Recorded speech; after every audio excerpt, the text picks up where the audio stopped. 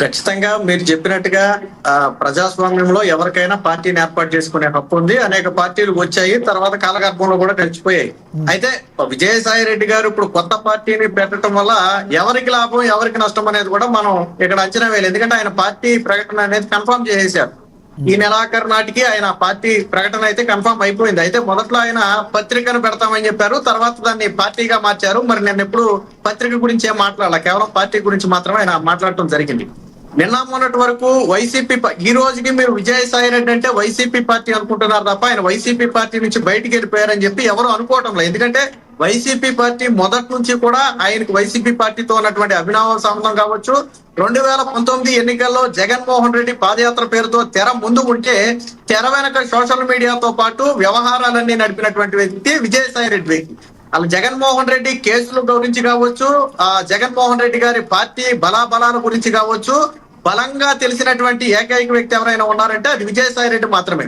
Of course ఆయన కేసులో కూడా జగన్మోహన్ రెడ్డి గారు A1 గా ఉంటే ఆయన A2 గా ఉన్నారు. తర్వాత పార్టీలో కూడా అంతే, జగన్మోహన్ రెడ్డి గారు పార్టీకి A1 గా ఉంటే ఆయన A2 గా ఉన్నారు. అంటే అటు కేసులైనా ఇటు పార్టీ అయినా విజయసాయి రెడ్డి గారు జగన్మోహన్ రెడ్డి తర్వాత విజయసాయి రెడ్డి అనే పేరు ఉండేది. ఇప్పుడు మనం మాట్లాడుకునే సజ్జల రామకృష్ణారెడ్డి కావచ్చు, లేదా ఇంకో పేరు కావచ్చు, ఇవన్నీ తర్వాత వచ్చినటువంటి పేర్లు. మీరు 2019లో ఎక్కడా కూడా కనపడిన పేర్లు, వినపడిన పేర్లు ఇవి కాదు. ఇప్పుడు విజయసాయి రెడ్డి గారు సడన్ గా పార్టీ పెట్టడం వెనక ఉన్న అంతర్యం ఏంటనేది తెలియాలి. ఆయన పార్టీ ప్రకటించి పార్టీ పేరేంటి, పార్టీకి పెట్టే జెండా కలర్లు ఏంటి, ఆయన సిద్ధాంతాలు ఏంటి అనేది ఆయన ప్రకటించిన తర్వాత మనం ఒక అంచనాకి రాగలుగుతాం తప్ప ఇప్పటికిప్పుడు మనం చెప్పలేము. ఇందాక మీరు చెప్తున్నట్టుగా ఏదో సోషల్ మీడియాలో విజయశాంతి పార్టీ అని ఏదో రకరకాల అవన్నీ ట్రోల్స్ కోసం పెట్టాయి, కానీ నేను అలా అనుకోవట్లేదు.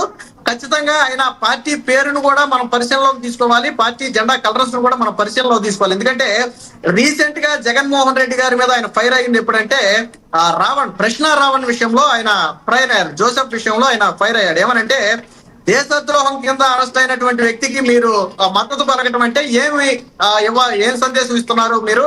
ఆ వ్యక్తుల మీదే కాదు, మద్దతు పలికిన వ్యక్తుల మీద కూడా కఠిన చర్యలు తీసుకోవాలని నేను కేంద్రాన్ని కోరతానని చెప్పి ఆయన చివరిలో మాట్లాడినటువంటి మాట. అంటే ఇక్కడ పైకి జగన్మోహన్ రెడ్డి గారితో యాంటీగా ఆయన ఉన్నట్టుగా కనపడుతుంది, కానీ అసలు ఎందుకు పార్టీ నుంచి బయటకు వెళ్ళారంటే వైసీపీ పార్టీ నాయకులకే తెలియట్లా. విజయసాయి రెడ్డి అనే వ్యక్తి వైసీపీ పార్టీ నుంచి ఎందుకు బయటకు వెళ్ళాడంటే సొంత పార్టీలో సమాధానం లేదు. విజయసాయి రెడ్డి గారు చెప్పినట్టుగా ఒక కోటరీ వ్యవస్థ ఉంది, ఆ కోటరీ వ్యవస్థ విజయసాయి రెడ్డి గారిని, జగన్మోహన్ రెడ్డి గారిని దూరం చేసింది. దాంతోనే ఈయన బయటకు వెళ్ళాడు. అక్కడ వరకే చెప్పగలుగుతున్నారు తప్ప అంతకు మించి సొంత పార్టీలో కూడా ఎవరు చెప్పట్లా. ఇకపోతే నిజంగా విజయసాయి రెడ్డి గారు ఏదో ఒక పార్టీ పెట్టారనుకోండి, 2029 ఎన్నికల్లో ఖచ్చితంగా ఆయన పోటీ చేస్తాడు. సరే, ఆయన ఆ టయానికి ఇండివిజువల్ గా పోటీ చేస్తారా లేదా రాజకీయ సమీకరణాల్లో భాగంగా ఏదైనా పార్టీతో మద్దతుగా కలిసి పోటీ చేస్తారా అనేది మనం ఇప్పుడు మాట్లాడలేం. కానీ ఒకవేళ ఆయన ఇండివిజువల్ గా పోటీ చేస్తే ఎవరికి నష్టం, ఎవరికి లాభం?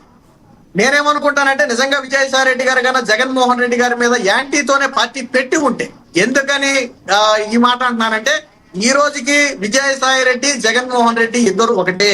జగన్మోహన్ రెడ్డి గారు విజయసాయి రెడ్డి గారితో కథ నడుపుతున్నారు. ఇప్పుడు ఓడిపోయిన తర్వాత కేంద్రంలో కొంత మద్దతు కోసం విజయసాయి రెడ్డిని అడ్డం పెట్టుకుని ఇలాంటి డ్రామాలు ఆడుతున్నారని చెప్పి ఒక చర్చ నడుస్తుంది. అది నిజమా కాదా అనేది వైసీపీ పార్టీ వాడే చెప్పాలనుకోండి. నిజంగా ఆయన పార్టీలో విభేదించి వెళ్ళిపోయారా లేదా తెర ముందు డ్రామాలేనా అనేది వైసీపీ పార్టీ నాయకులు చెప్పాలి. దాని గురించి మనం మాట్లాడాం. ఇకపోతే లేదు, నిజంగానే విజయసాయి రెడ్డి గారు వ్యతిరేకించి బయటకు వెళ్ళారు అంటే ఎవరికి నష్టం? వైసీపీ పార్టీకే నష్టం. ఎందుకంటే నేను ఇందాక చెప్పినట్టుగా ఆయన ఏదైనా ఓటు బ్యాంకు చేల్చగలిగితే, ఆయన ఎవరైనా ఒక 10 మంది నాయకుల్ని తీసుకోగలిగితే వైసీపీ పార్టీ నుంచి తీసుకోగలడు తప్ప ఇతర పార్టీ నుంచి ఆయన తీసుకోలేడు. ఇతర పార్టీలు ఎవరు కూడా విజయసాయి రెడ్డిని నమ్మే పరిస్థితి లేదు. ఇతర పార్టీ కార్యకర్తలు ఎవరు కూడా విజయసాయి రెడ్డిని నమ్మే పరిస్థితి లేదు. కొద్ది గొప్ప వైసీపీలో యాంటీ ఏదైనా ఉంటే ఆ యాంటీని ఉపయోగించుకుని కొంతమంది నాయకులు కావచ్చు, కొంతమంది కార్యకర్తలు కావచ్చు, విజయసాయి రెడ్డి గారు ఏమైనా తన పార్టీ వైపు తిప్పుకోవచ్చు. అలాగే నెక్స్ట్ విజయసాయి రెడ్డి గారు ప్రధానంగా పార్టీ పెట్టిన ఉద్దేశం ఏంటనేది కూడా ఆయన పార్టీ ప్రకటించిన తర్వాతే తెలుస్తుంది తప్ప ఇప్పటికిప్పుడు మనకి దాని గురించి అయితే అర్థమయ్యే అవకాశం లేదు.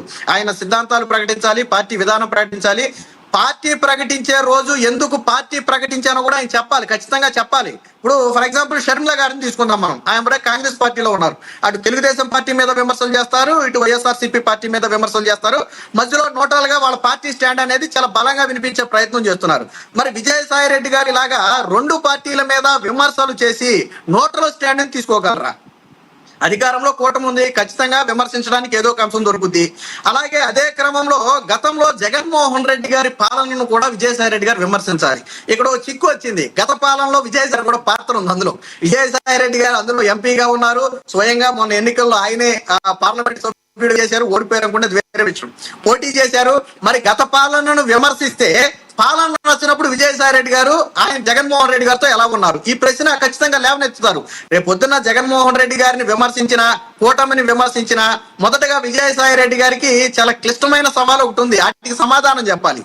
నిన్నటి వరకు జగన్మోహన్ రెడ్డి గారితో, అంటే పార్టీ ఓడిపోయే వరకు జగన్మోహన్ రెడ్డి గారితో ఉన్నటువంటి విజయసాయి రెడ్డి గారు ఆ రోజు జగన్మోహన్ రెడ్డి గారు విధి విధానాలు తెలియలేదా? రెండోది, ఈయన పార్టీ పెట్టి నేను ప్రజలకు న్యాయం చేస్తున్నానంటే వైసీపీ పార్టీ న్యాయం చేయలేదనేనా అన్నాం? 5 ఏళ్ల అధికారంలో ఉండి వైసీపీ పార్టీ న్యాయం చేయలేదా? మీరు కూడా అప్పుడు పార్టీలో ఉన్నారు, ఎందుకు వైసీపీ పార్టీని కలపాల్సి వస్తుందంటే అప్పుడు వైసీపీ పార్టీలో విజయసాయి రెడ్డి గారు కూడా ఉన్నారు.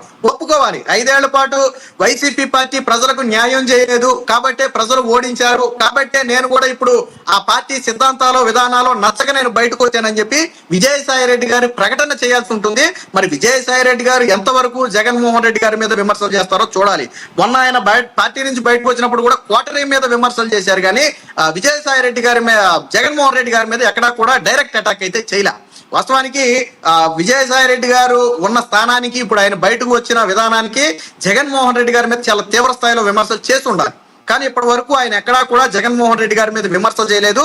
1-2 సందర్భాల్లో ఆయనకి తెలిసి జరిగిన లిక్కర్ స్కామ్ విషయంలో అనుకుంటా రాజకేశిరెడ్డి పాత్ర ఉందని చెప్పి ఆయనే చెప్పారు, కానీ జగన్మోహన్ రెడ్డి గారికి తెలియకుండా జరిగి ఉండొచ్చు అని చెప్పి మళ్ళీ అక్కడ జగన్మోహన్ రెడ్డి గారిని కవర్ చేసుకునే ప్రయత్నం చేశారు. నిజంగా వైఎస్ఆర్సీపీ పార్టీలో 2-3 వేల కోట్ల రూపాయల లిక్కర్ స్కామ్ జరిగితే జగన్మోహన్ రెడ్డి గారికి తెలియకుండా జరిగి ఉంటుందా? ఒకవేళ నిజంగానే విజయసాయి రెడ్డి గారు అన్నట్టుగా జగన్మోహన్ రెడ్డి గారికి తెలియకుండా జరిగి ఉంటే ఇక ముఖ్యమంత్రి స్థానానికి అలా అర్థమే లేదు. ఆయన తెలియకుండా 2-3 వేల కోట్ల రూపాయల స్కామ్ జరిగితే ఆ ప్రభుత్వంలో జగన్మోహన్ రెడ్డి గారు ముఖ్యమంత్రిగా ఉన్నారు అనే పదానికి అర్థమే ఉండదు.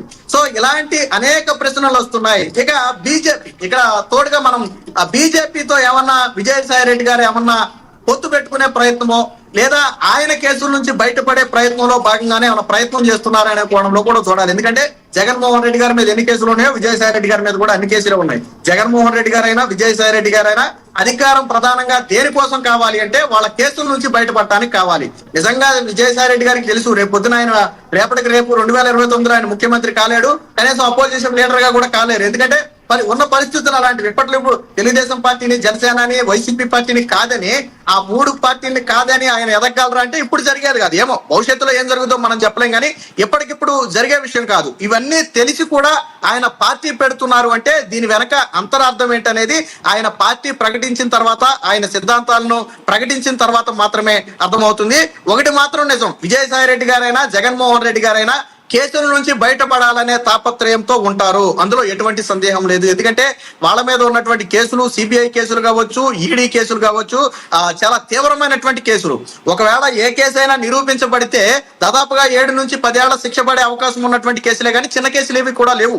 అలాంటి కేసుల నుంచి రక్షణ పొందడం కోసం లేదా జగన్మోహన్ రెడ్డి గారితో ఉంటే ఆ కేసుల విషయంలో నేను ఇరుక్కుంటాను కాబట్టి ఆయన ఎలాగైతే నాకెందుకు, కానీ నా సంగతి నేను చూసుకుని నేను బయటికి వెళ్ళాలని ఆయన ఏదన్నా ప్రయత్నం చేస్తే మనకు తెలియదు. కానీ మొత్తంగా విజయసాయి రెడ్డి గారి పార్టీ ఎవరికి డ్యామేజ్ చేస్తుందంటే మొదటిగా వీళ్ళన్నీ కూడా వైసీపీ పార్టీ వైపే చూపిస్తున్నాయి.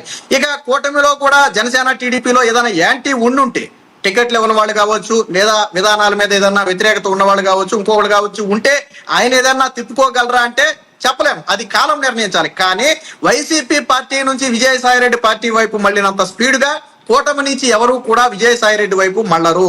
రెండోది, ఈ పార్టీ ఎంతకాలం నిలకడగా ఉంటుందో తెలియనటువంటి పరిస్థితి. ఫర్ ఎగ్జాంపుల్ షర్మిల గారు పార్టీ పెట్టారు, ఎంతకాలం నిలుపుకోగలిగారు, తర్వాత కాంగ్రెస్ పార్టీలో విలీనం చేశారు. అలాగే మన రాష్ట్రంలో కూడా అనేక చిన్న పార్టీలు వచ్చాయి, తర్వాత కాలగర్భంలో కలిసిపోయాయి. ఇక ఇప్పుడు విజయసాయి రెడ్డి గారి పార్టీ, కాకపోతే ఇతరులకి ఈయనకి ఉన్నటువంటి తేడా ఏంటంటే రాజకీయాలలో సుదీర్ఘ అనుభవం ఉంది. ఈయన తెర వెనక జగన్మోహన్ రెడ్డి గారిని గెలిపించడానికి తెర వెనక చేసినటువంటి కృషి కావచ్చు. వైసీపీ పార్టీలో ఇంకో విషయం ఒప్పుకోవాలండి, జగన్మోహన్ రెడ్డి గారికి కింది స్థాయితో కాంటాక్ట్ అనేది జగన్మోహన్ రెడ్డి గారికి లేదు, కానీ విజయసాయి రెడ్డికి కింది స్థాయితో కూడా కాంటాక్ట్ ఉంది. అంటే ఒక మండల స్థాయి నాయకుడు, జిల్లా స్థాయి నాయకుడితో కూడా విజయసాయి రెడ్డికి సంబంధం ఉంది. జగన్మోహన్ రెడ్డికి అలాంటి సంబంధాలు లేవు. జగన్మోహన్ రెడ్డి గారు కేవలం తెర ముందు మాత్రమే ఉంటే, తెర వెనక నడిపింది మొత్తం కూడా విజయసాయి రెడ్డి గారే.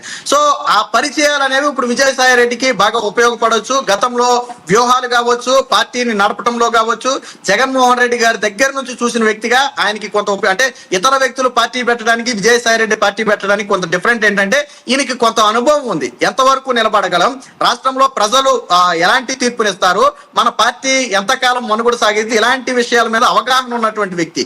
ఇకపోతే మరి ఈయన గతంలో పత్రికను కూడా ప్రారంభిస్తామని అయితే చెప్పారు. మరి నిన్న మాట్లాడిన మాటల్లో ఆయన పత్రిక గురించి అయితే ఎక్కడ ప్రకటన చేయకపోవడం అనేది కొద్దిగా ఆశ్చర్యంగా ఉంది. కేవలం పార్టీ గురించి మాత్రమే ప్రకటన చేశాడు ఆయన. బహుశా పార్టీని ప్రకటించే రోజు తనకంటూ ఒక పత్రికను కనుక పెట్టుకుంటే జగన్మోహన్ రెడ్డి గారు లాగా సొంత పార్టీగా సొంత పార్టీ సొంత పత్రిక, అలా జగన్మోహన్ రెడ్డి గారి లాగా ఏమన్నా పార్టీ ప్రకటన రోజు ఏమన్నా ఆయన పత్రిక గురించి ప్రకటిస్తారేమో కానీ ప్రస్తుతానికైతే ఎక్కడా కూడా ఆయన పార్టీ గురించే కానీ పత్రిక గురించి కూడా ప్రస్తావించలేదు. మనం దీని గురించి కొద్దిగా విశ్లేషణ చేయాలంటే కొంత సమయం కావాలి. ముందు ఆయన పార్టీ ప్రకటించాలి, ఆయన విధానాలు ప్రకటించాలి.